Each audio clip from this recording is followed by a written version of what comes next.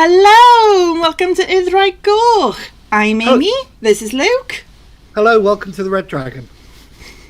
So, before we get started, while everyone was sleeping, I kind of did some stuff and I got really excited. So, we are now officially live on Spotify, Amazon, Apple, Castbox, Pocket Cast, and YouTube Music, all in podcast form. I'm so excited. Oh, it's been a crazy week. It has been, just a little bit. Yeah.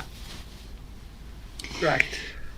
But the other thing as well, though, I'm pretty sure I fixed all of our technical problems, so we shouldn't have any more technical problems after this. Bearing in mind, I literally just had a technical problem streaming to Rumble, and we've got no idea if we're live in Rumble or not. But I fixed everything else. How cool is that?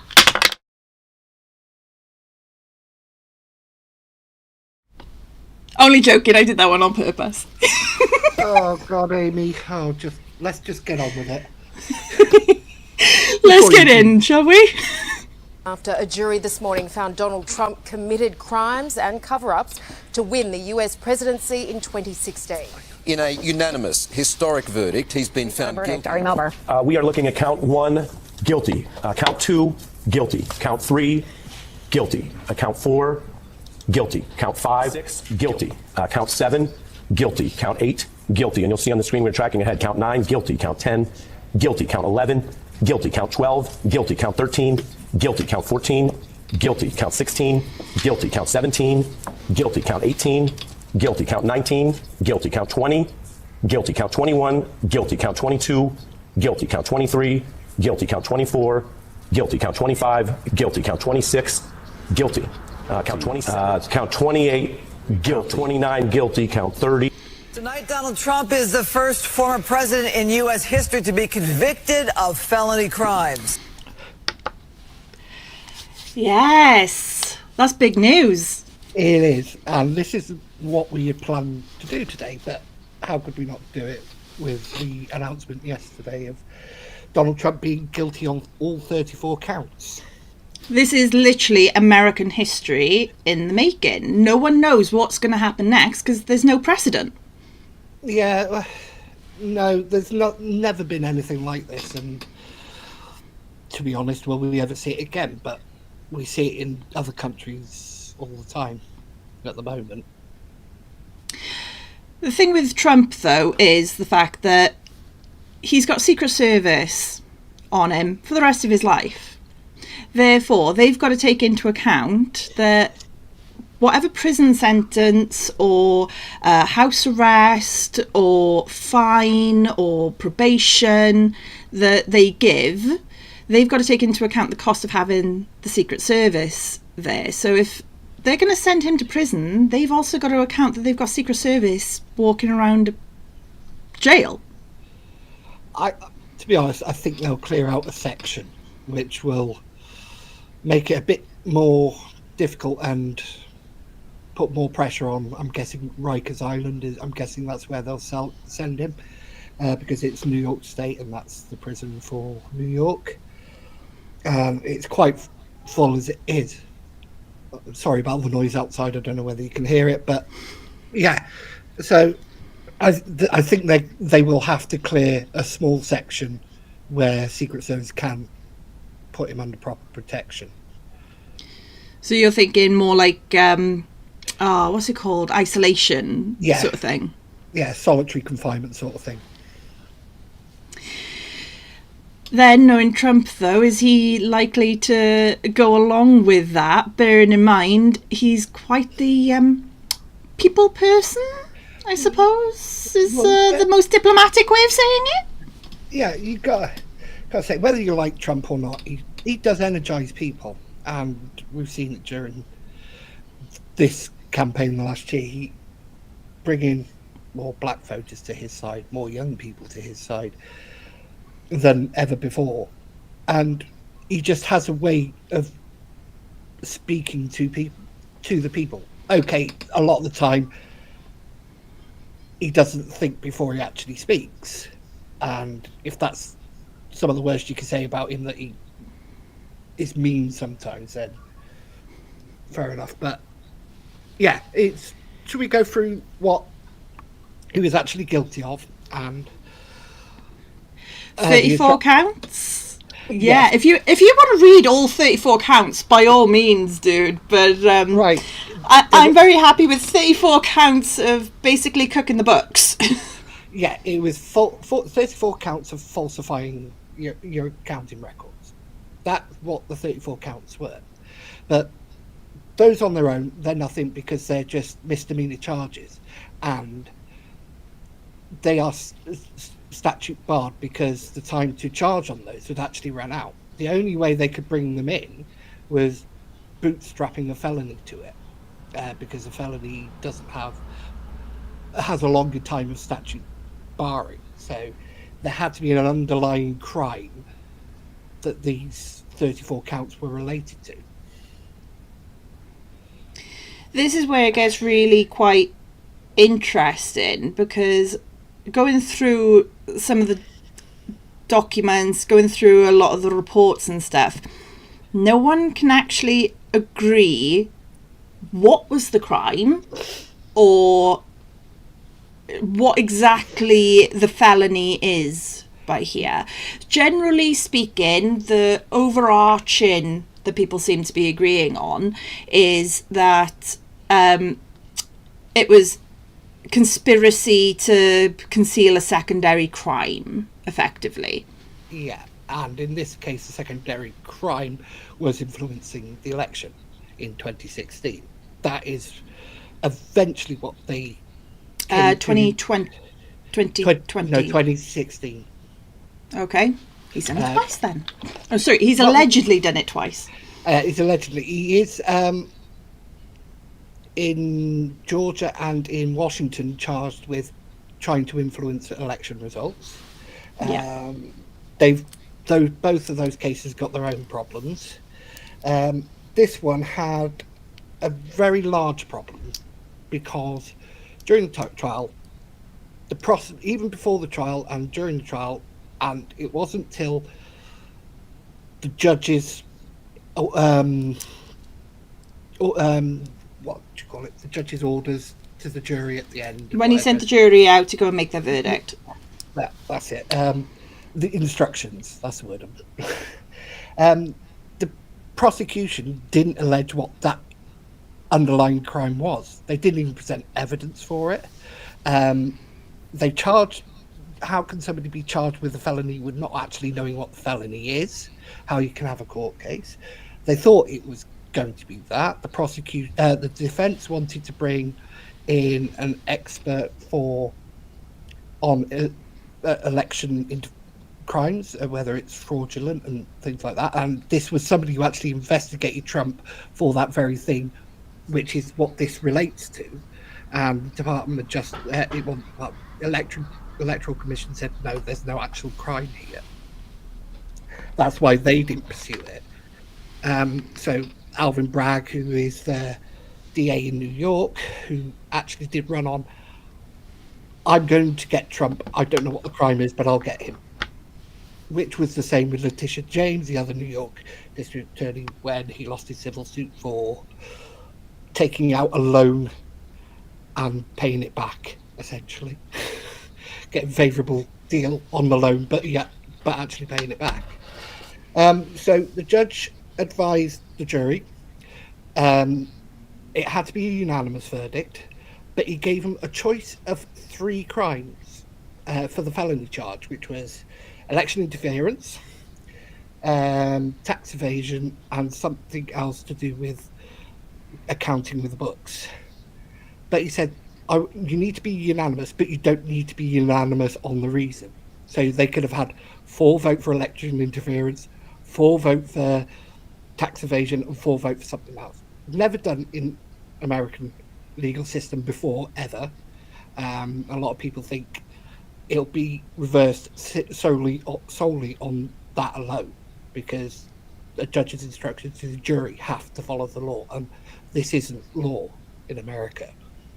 But did he cover it up? Nobody knows. And is it a crime to pay an NDA or a capture and kill story? No, it's not. It's not illegal. Michael Jackson did it. Many others done it. Bill Clinton done it. Hillary Clinton did it before the election with all the people that were trying to come forward with Bill Clinton sexually assaulting them at the time. So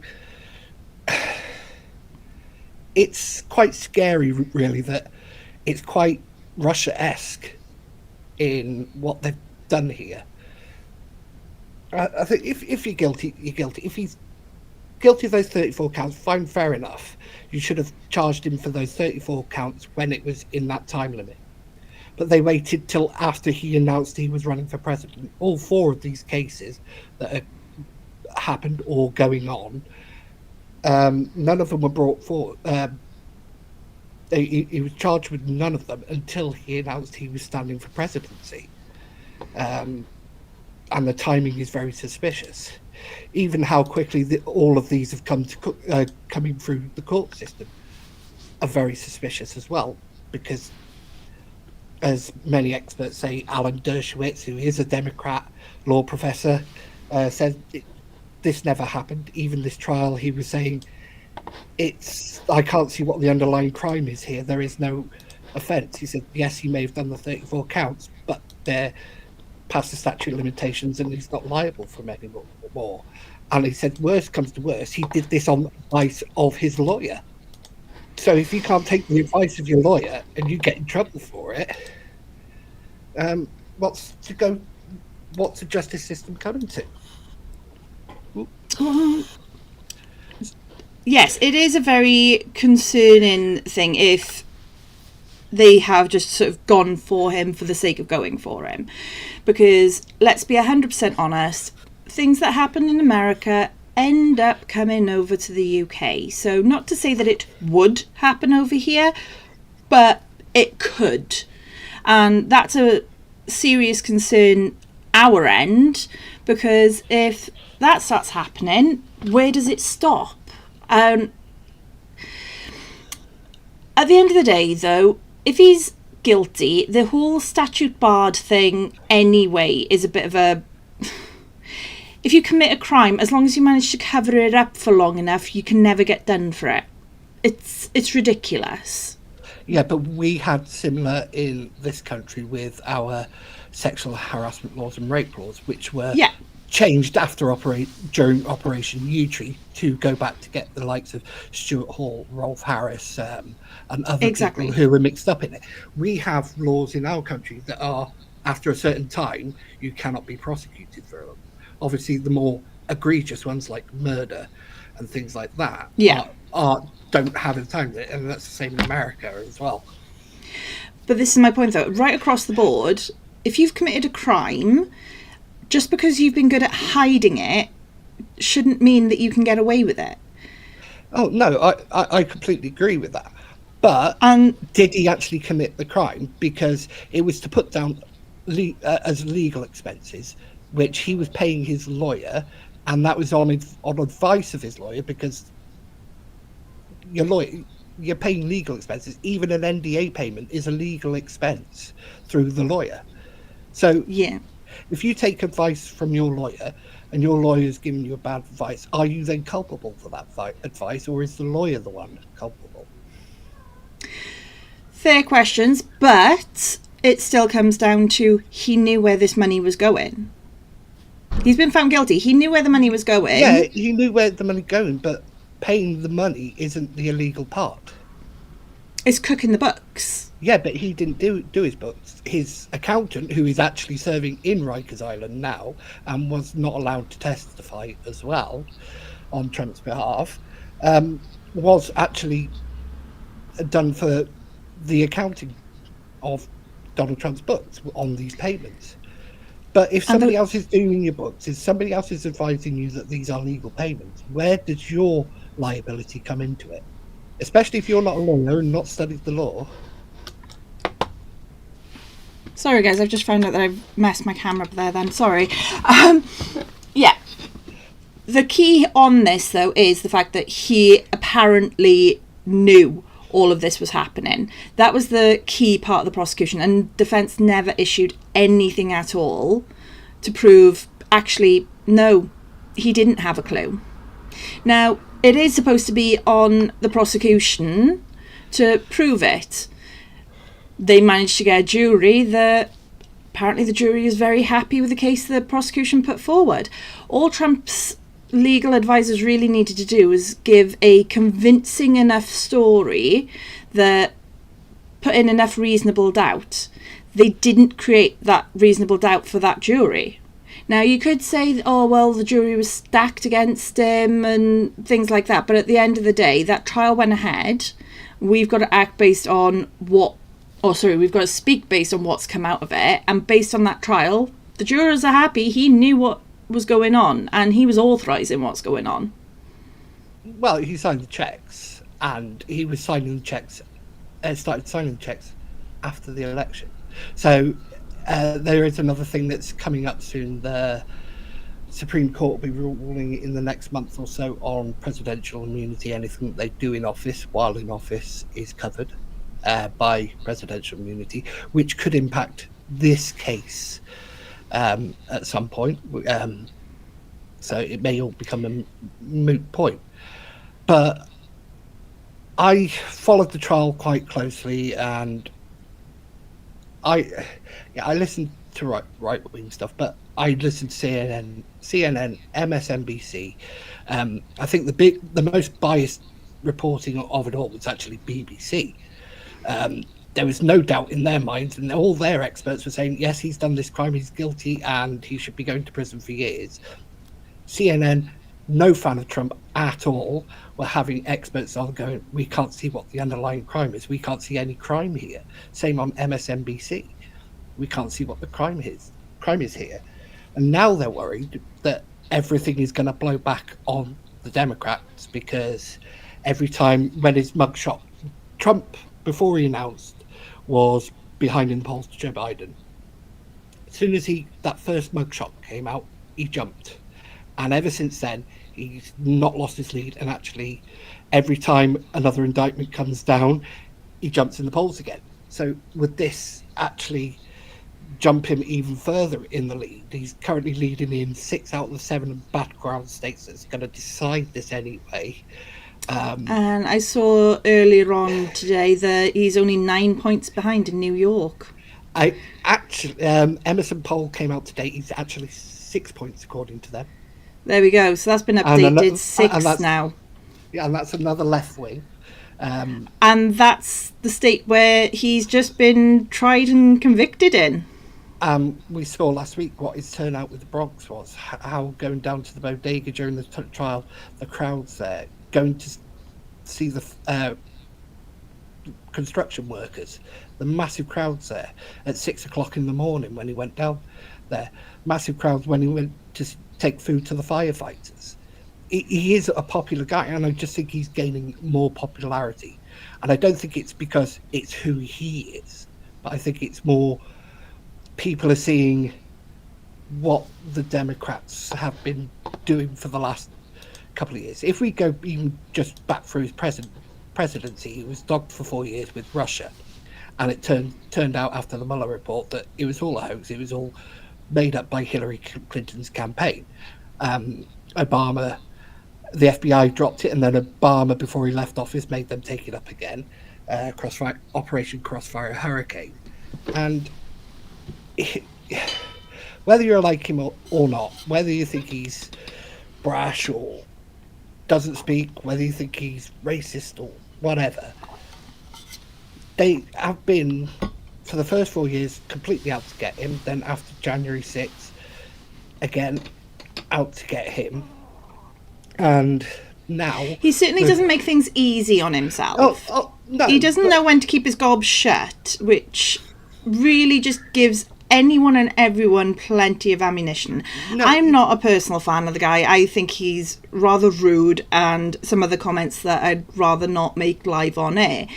But at the end of the day, if this is a political setup, then at the end of the day, that's wrong, and we shouldn't be doing that to anyone at all.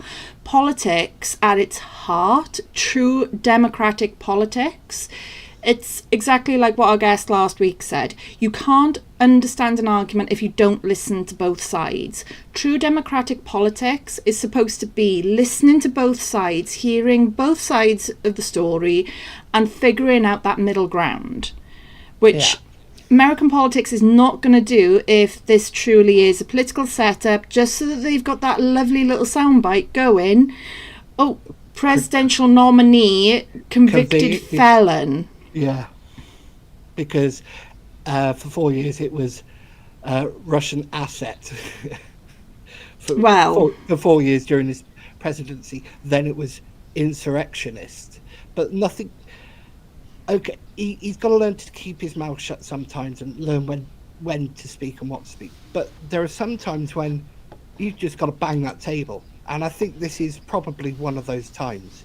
Because if you've got expert law professors from all sides of the spectrum going, we can't see what a crime has occurred here, how has this gone on? And then how the judge acted through the trial. The judge probably should have recused himself. He had donated to Biden campaign in 2020. His daughter works for the Democrats, raising money off these trials that Trump's going through for Democrats. So he has a conflict of interest there. He was the judge of the grand jury when Steve Bannon was done. Now, normally when they decide who's going to judge a case, they have a tumbler and then they just pick out a judge. This judge was not, it didn't happen that way. He was handpicked to take this trial. So I think even the slight ethicalness of something, whether you do have a slight conflict of interest on something as important as this, you want to be as above board and as clear as possible, especially on the judge side of it. And I think a lot of it during this trial, not allowing certain witnesses like expert to actually testify on what is legal in election interference, and that not allowing that witness to come in is silly. But Trump has been investigated 4 times on these counts alone. First, the Electoral Commission investigated and said there's not enough here to prosecute, it won't work. Then the FBI did and said no, there's not enough. Then Alvin Bragg's predecessor did and said no, there's nothing here, there's nothing I can do. Alvin Bragg then gets elected and then investigates it and then says no, I can't indict, there's not enough here to do it. And then when Trump announces, suddenly he can do it. So that's 5 times he's been investigated for this one thing. 4 times he was, we can't do it, there's no way, because there's not enough here to convince even us that there's actual crime. And then when he announces, suddenly 4 different court cases come out. Yeah. Totaling 96 indictments, which is down to 60 odd now, after certain indictments have been thrown out of courts in Georgia, Florida, and I think only 1 in Washington was thrown out. It is a political assassination in a way. If he's guilty, and it's clear he's guilty of election interference, fine, fair enough, nothing wrong with it. But I don't think there was ever enough here. Even legal experts don't think there was ever enough here. And the judge's instructions to the jury gave him 3 different ways to convict him. Yeah. Just before we start wrapping up on this, is there anyone sitting in any of the 3 chats? We've got YouTube, Rumble and Twitch sitting up here that want to put their views in. I can see that there's quite a lot of you sitting around in there. So if any of you have got comments, by all means jump in, feel free. But where it stands right now, as it's go in. Trump's obviously got his option to put through an appeal. The sentencing is due at 10 a.m. Eastern on the 11th of July. That's going to be 3 p.m. British Summer Time. So they'll be waking up to find out, and we'll be getting ready to come home from work finding out. Before you read out any chats, if there are any, I do want to mention, firstly, he's now not eligible to vote in the election because that's what I was about to say next. Yes, resides in Florida, and Florida has, if you're a convicted felon, you lose the right to vote. I was going to say something else, and I've completely forgotten what. Well, what I was going to say is now, so the main things that are on the table, the judge could be turning around saying probation. He could be turning around saying house arrest. He could be turning around giving a fine. And he could go for the prison sentence.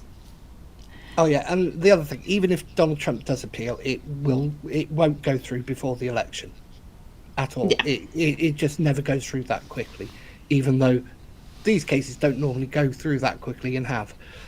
So we'll see. But as I said, the Supreme Court might make it mute, deciding on presidential immunity anyway. What can a president actually do while they're in office? Yeah. Because, okay, the payment may have happened before the election, but the actual crime of covering it up, what they say is the actual crime, the felony part, happened after he was president. Exactly. Right, we're going to look at moving on to topic number 2. If anyone's got comments, whatever, you haven't missed out, by all means, check them up in the chat. I can see there's at least 20 of you. I think we're closer to 25, 30, but there's definitely at least 20 of you. By all means, we'll just circle back to it. But I think after all that chat about Trump and quite a bit of monologuing from Luke there then, we need something to lighten the mood a little bit. So I went having a look at all different fun things that politicians have done, past and present, and some of them weren't exactly intentional, but they were still funny nonetheless. So let's take a look-see. Can I say to her, if she's looking for a new challenge, she should try wrestling a bacon sandwich.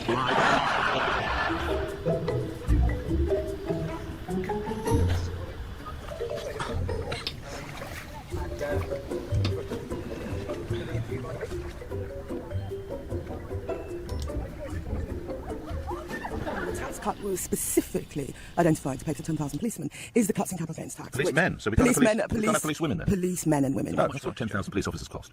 Well, if we recruit the 10,000 police men and women over a 4-year period, we believe it'll be about £300,000. It will cost about £80 million. About 80 million? Yeah. I don't understand. If you divide 80 million by 10,000, you get 8,000. What Is that what you're going to pay these people?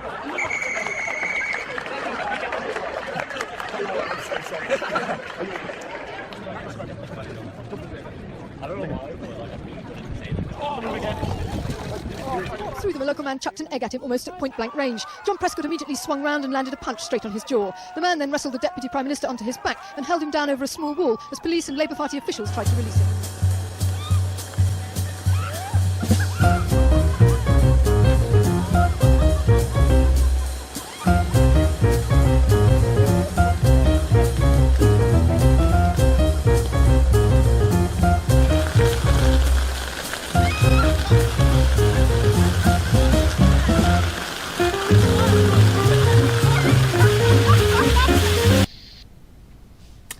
All right, that ran a little bit faster in some places than it looked when I rendered it, but still.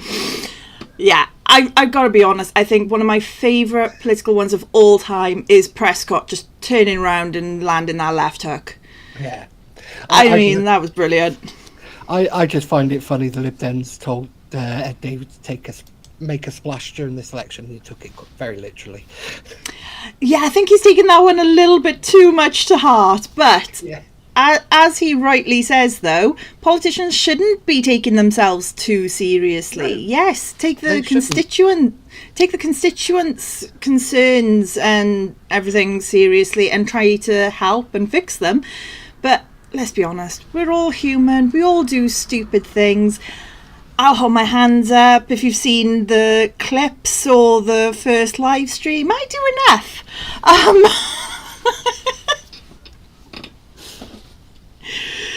But, and a lot that you don't see either. Yeah, well. So, this week, there's been so much going on in the political arena. I mean, when we did last week's live stream, we were pretty certain Labour was looking pretty solid, pretty good team. What's gone wrong? I don't know. Before the election, for the last 2 years probably, they've looked so unified as a group, and nothing could seem to shake that. They didn't really have people breaking ranks, apart from Diane Abbott, which is what this segment's going to be about. They have obviously the problem with the whole anti-Semitism and things like that, but they seem quite unified as a party and quite strong. But this last week, this last 4 days, it seems that everything's falling apart. And it's silly. You've got infighting, you've got snipping. Vaughan Gethin's not helping matters. No. He's not even part of the general election itself, and he's causing enough trouble over in the Senedd.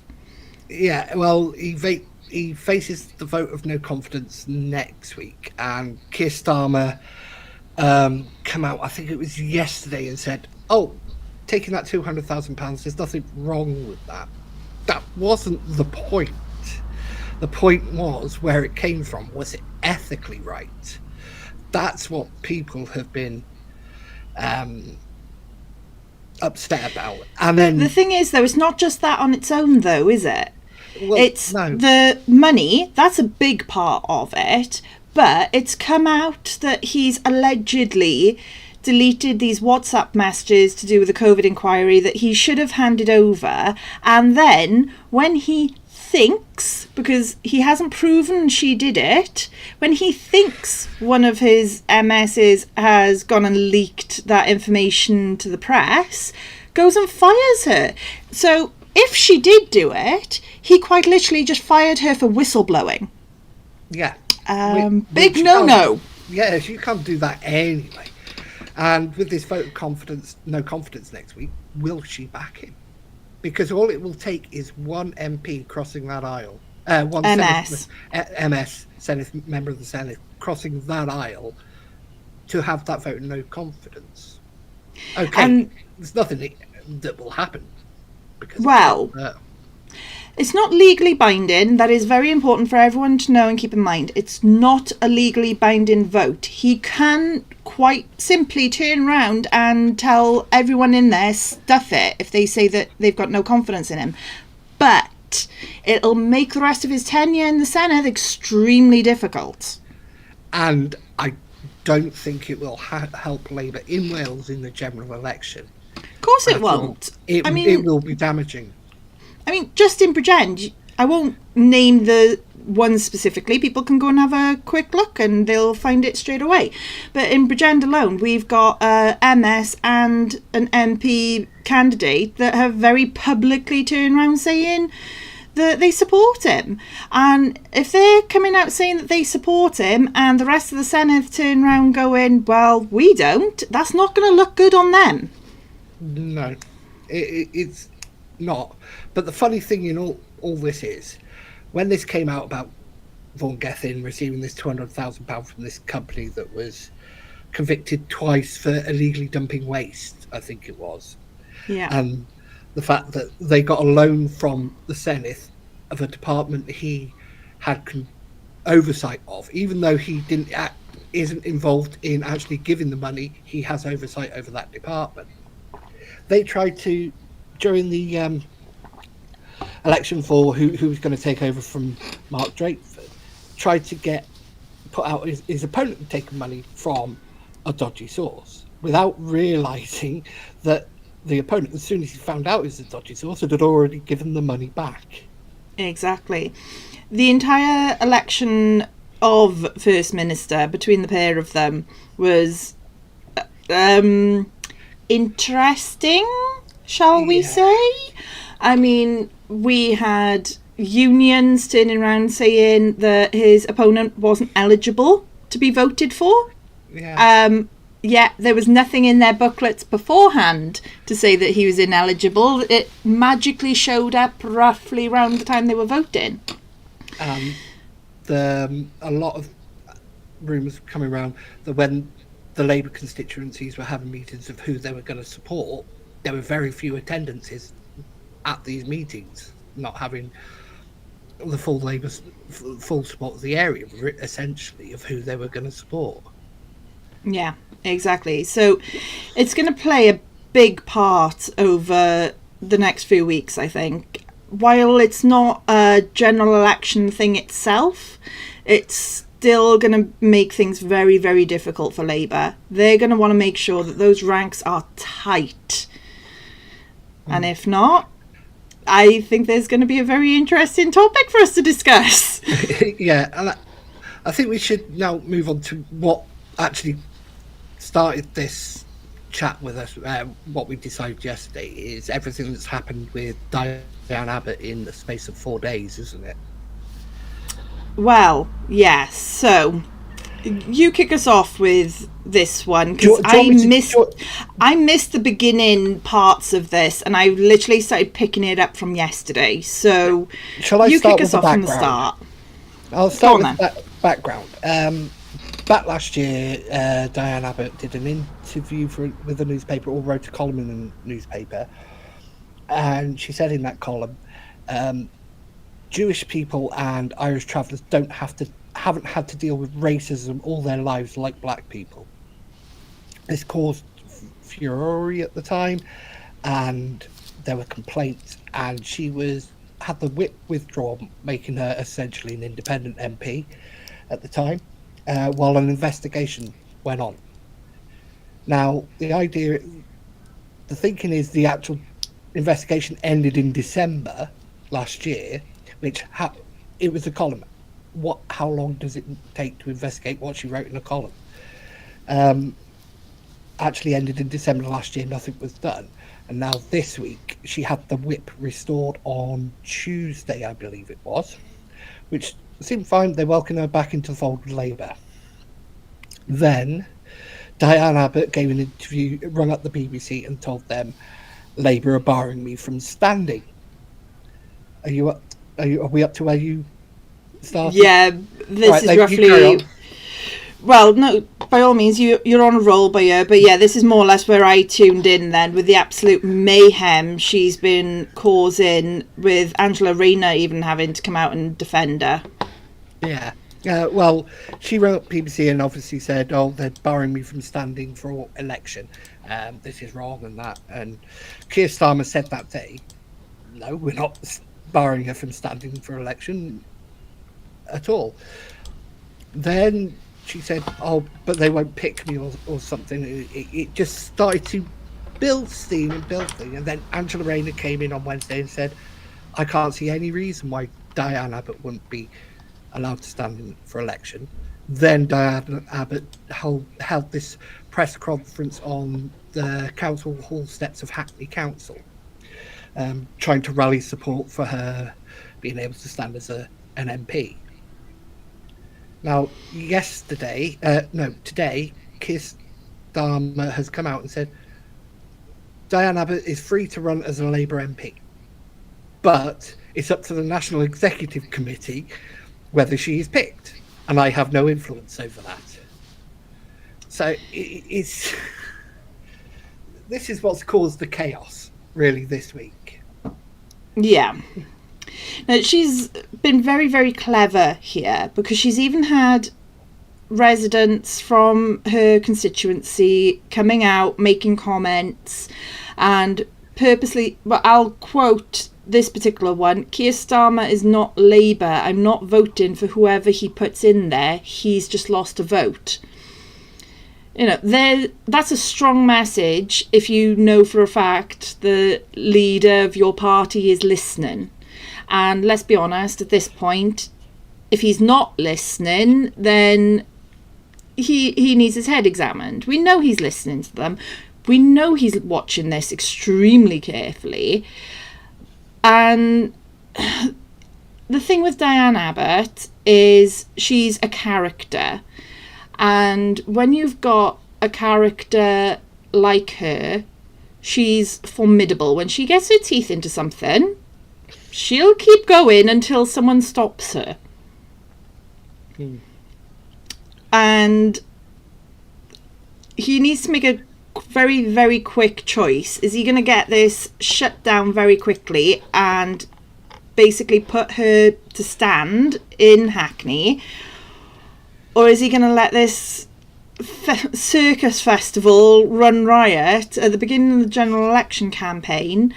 I mean, he's already got issues where people are looking, where Tories have defected over to him and they've called for these Tory MPs' resignations.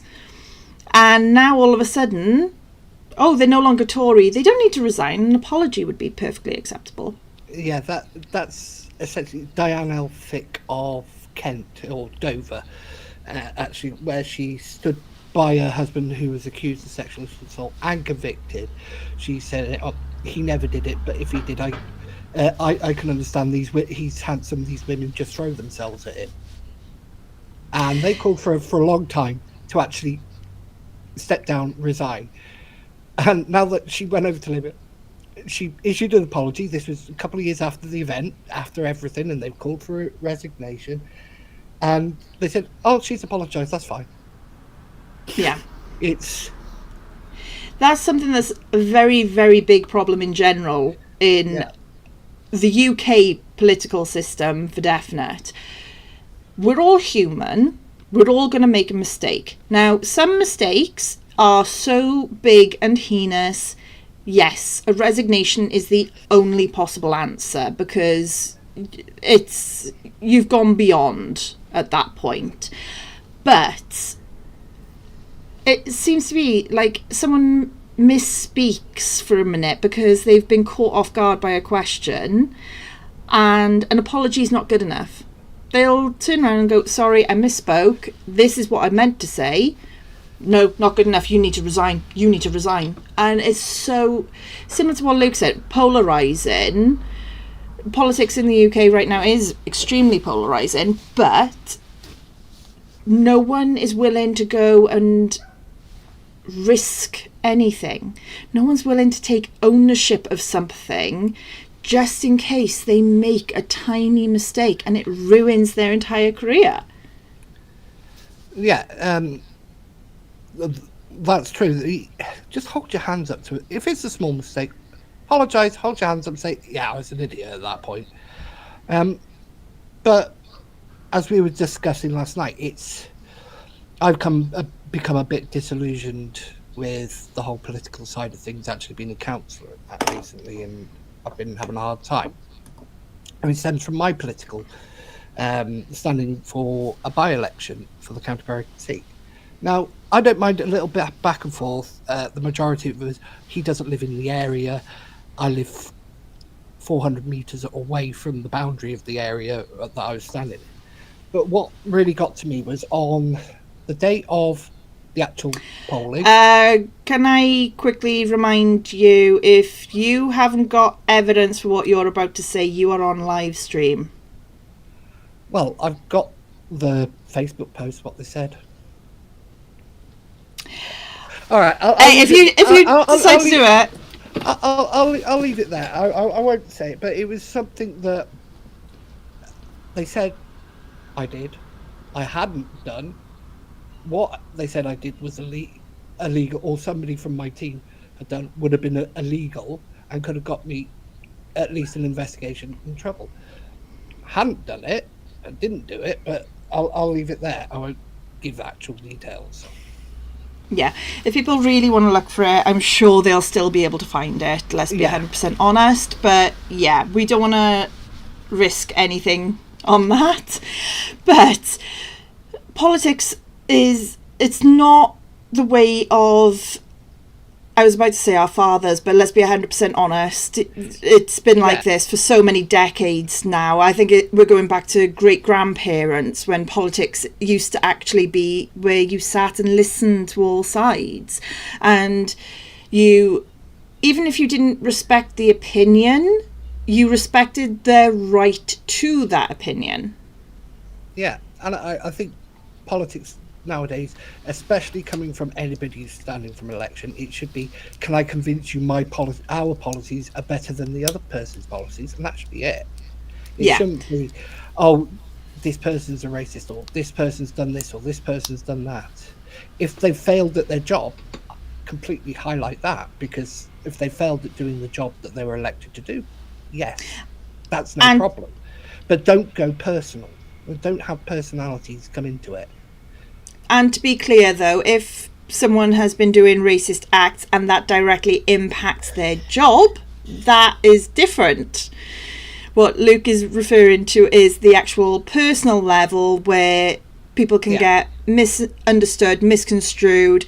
And yes, sometimes they are racist and sometimes they just need to be...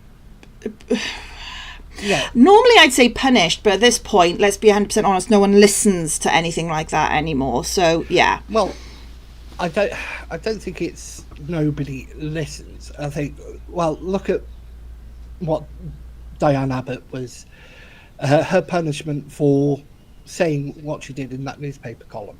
Her punishment was to sit through a 2-hour anti-Semitism lecture. That's it.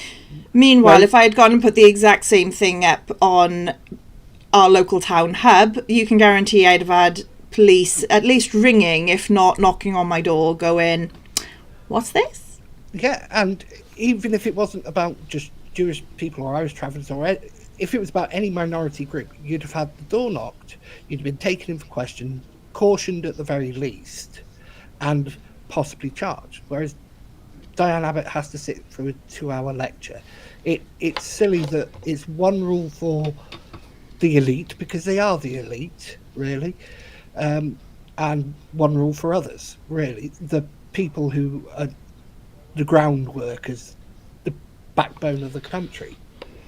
Exactly, yeah.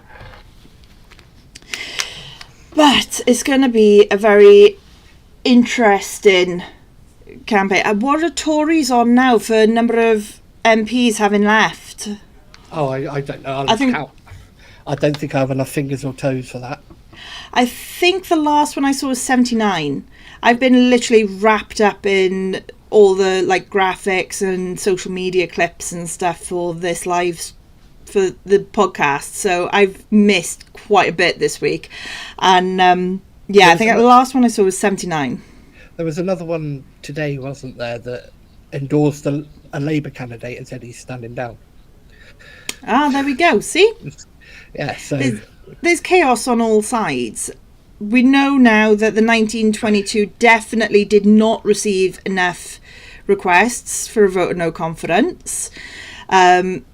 We've got, like I said, definitely over 70 Tory MPs having resigned. We've got Tory MPs endorsing Labour MPs. We've got Labour at each other's throats. And we've got Vaughan Gethin and Diane Abbott causing PR nightmares for Keir Starmer. It's going to be an interesting 5 weeks, I think we're left at now. I'm going to double check. 1, 2, 3, 4. Yeah, 5 weeks. Less than 5 weeks, yeah. 5 weeks yesterday. Yeah. 5 weeks today, we should have a list of every single MP, where they're sat and everything. So, but 5 weeks today, me and Amy will probably be asleep at this time because we're doing the all-night live stream. Yeah. Well, let's see. Yeah. You never know. Maybe we'll be able to stay awake all night and have a nap during the day and wake up for the live stream. You never know. Maybe I'll have my hair all sticking up from having just climbed out of bed and sat straight down at the desk chair. Well, it certainly is possible because we were getting everything ready till about 5 o'clock this morning. Yeah. Yeah. For tonight's live stream, because we had to make sudden changes with Donald Trump being found guilty with the saga with Diana Abbott. That wasn't what the live stream was going to be about this week at all. I think we would maybe going to talk about cost of living and NHS and something like that, the ambulance service. Yeah, we were purposely trying to avoid any politics this week, and then Trump's conviction comes out, and can't really go live and not mention Trump. No. So we're going to have to keep a theme. Yeah, we're going to have to. And I think we should move on from politics now, should we? Yeah, come on, dude. People want to go and start getting ready for their nights out now. We're talking 7:25. So, Luke has this really annoying habit of just out of the blue sending me a joke. Now, I wouldn't mind if it weren't for the fact I literally look at these jokes and go... To the point one day he actually gave me a headache from me facepalming so much. So we decided that our little wrap out before the end will be Luke trying to make everybody laugh. So get ready to vote. Mainly Amy, but I've got this. It's a story ready. It's not a joke. It's a story from Darwin Awards. But would you prefer to hear a story that could possibly make you laugh, or would you like to hear something that Amy said that was embarrassing? Right, my audio cut out. That's why I did not do anything embarrassing new. So, Darwin story. All right. I'll read the story. It's an accident report. It's called The Bricklayer, and it's from the Darwin Awards. If you don't know what the Darwin Award, it's people who take themselves out of the gene pool, or come close to it. This bricklayer story it says it's an urban legend, but I find it very funny, so I'll read it. Accident report. This one needs an introduction, so you won't be lost at the beginning. This man was in an accident at work, so he filled out an insurance claim. The insurance company contacted him and asked for more. Luke? Yeah? We've been fined for 55 minutes. Guess what's just started happening? What? Your audio just started cutting out. Could be, so, what did you miss? Tell you what, do you want to just turn Discord off completely at this point and then just start the story from the top of this accident report? Well, I'm on Ethernet cable, so I shouldn't be having trouble. Is that better? There we go. We seem to be better again now. Please, if I'm wrong, people tell me in the chat. I think we're better now. It's not a long story, so it won't take long, a couple of minutes. Do you want me to start from the beginning again? Just from the top of the story. All right, at the top of the story, his insurance company contacted him, and this was his response. I am writing a response to your request for additional information for block number 3 of the accident reporting form. I put poor planning as the cause of my accident. You said in your letter that I should explain more fully, and I trust the following detail will be sufficient. I am an amateur radio operator, and on the day of the accident, I was working alone on the top section of my new 80-foot tower.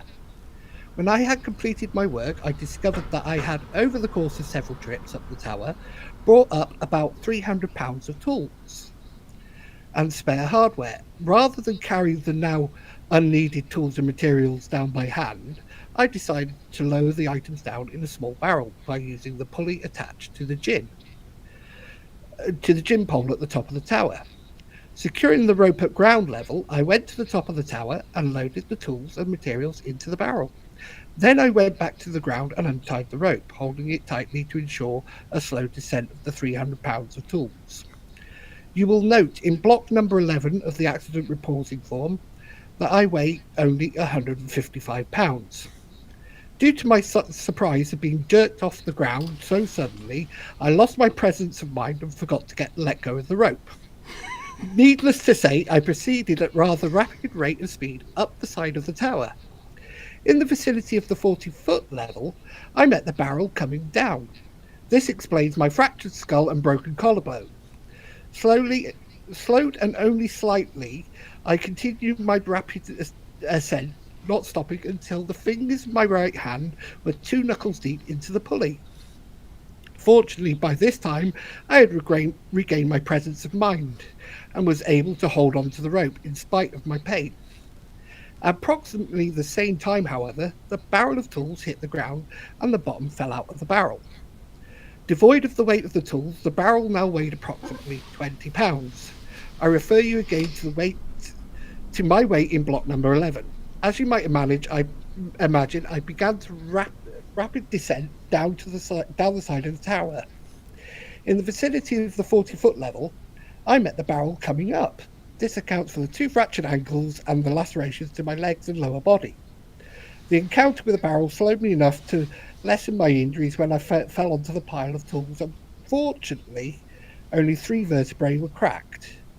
I am sorry to report, however, that as I lay there on the tools in pain, unable to stand and watching the empty barrel 80 feet above me, I again lost my presence of mind and let go of the rope.